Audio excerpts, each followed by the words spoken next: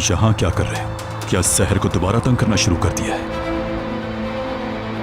अपने काम से काम रखो।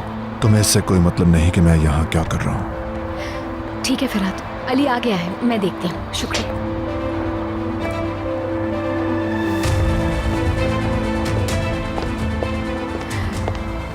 फिरात कह रहा था आपको मुझसे बात करनी है। कुछ देर अकेले में बात हो सकती है?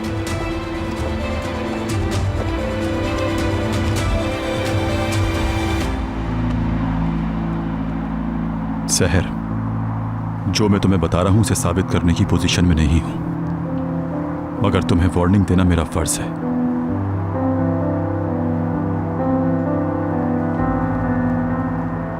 ये खतरनाक आदमी है।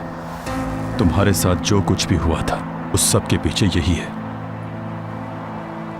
मेरे पास कोई गवाह नहीं है, इसलिए मैं इस पर हाथ नहीं डाल सकता। मुझे गवाह मिल जाए, मैं अभी गिरफ्तार कर लूं।